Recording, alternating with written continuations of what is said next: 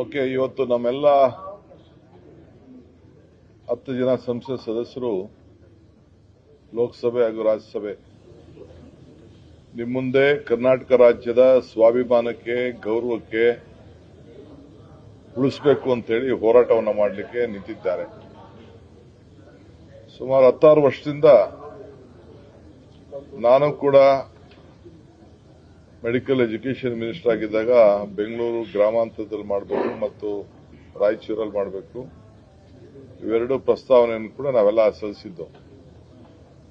ಕೊನೆಗೆ ರಾಯಚೂರಲ್ಲಿ ಮಾಡೋದು ಅಂತೇಳಿ ಅದಕ್ಕೆ ಜಾಗ ಮತ್ತು ಸರ್ಕಾರದ ಏನೇನು ಸಹಕಾರ ಕೊಡಬೇಕು ಅಂತೇಳಿ ಈಗಾಗಲೇ ಅದು ಬಹಳ ಕಲ್ಯಾಣ ಕರ್ನಾಟಕಕ್ಕೆ ಸೇರಿದಂತ ಹಿಂದುಳಿದ ಜಾಗ ಅಂತೇಳಿ ನಾವು ಈಗಾಗಲೇ ಪ್ರಸ್ತಾವನೆಯನ್ನು ಕಳಿಸಿದ್ದೇವೆ.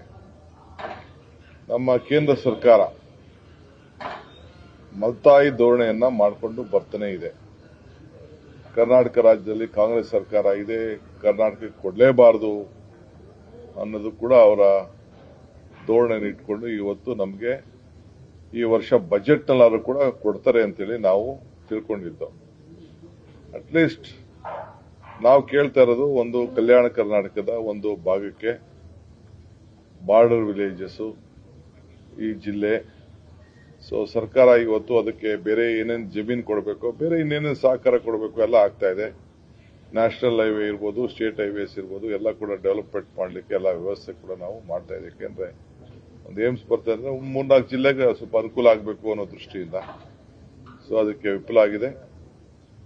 ಸರ್ಕಾರ ಕೂಡ ಮುಂದಿನ ದಿನದಲ್ಲಿ ತೀವ್ರವಾಗಿ ನಮ್ಮ ಸಂಸತ್ ಸದಸ್ಯರು ಯಾವ ರೀತಿ ಹೋರಾಟವನ್ನು ಮಾಡ್ತಾ ಇದ್ರೆ ಅವ್ರಿಗೆ ಶಕ್ತಿ ಕೊಡುವಂತ ಕೆಲಸವನ್ನ ಮಾಡ್ತೇವೆ. ಈಗೂ ಕೂಡ ನಾನು ಕೇಂದ್ರ ಸರ್ಕಾರಕ್ಕೆ ಮನವಿ ಮಾಡ್ತೇವೆ. ನಾವು ಸರ್ಕಾರದ ಪರವಾಗಿ ಈ ವರ್ಷ budget final vote on account ಹಾಕಿನ ಮುಂಚಿತವಾಗಿ ಆದ್ರೂ ಕೂಡ ಇದನ್ನ ಚರ್ಚೆಯಲ್ಲಿ ತೆಗೆದುಕೊಂಡು ಘೋಷಣೆ ಮಾಡಬೇಕು ಅಂತ ಹೇಳಿ ನಾವು ಸರ್ಕಾರದ ಪರವಾಗಿ ಅವರ ಜೊತೆ ಧ್ವನಿಯನ್ನ ಕೂಡಿಸಲಿಕ್ಕೆ ಇಲ್ಲಿಗೆ ಬಂದು ನಿಂತಿದ್ದೇವೆ.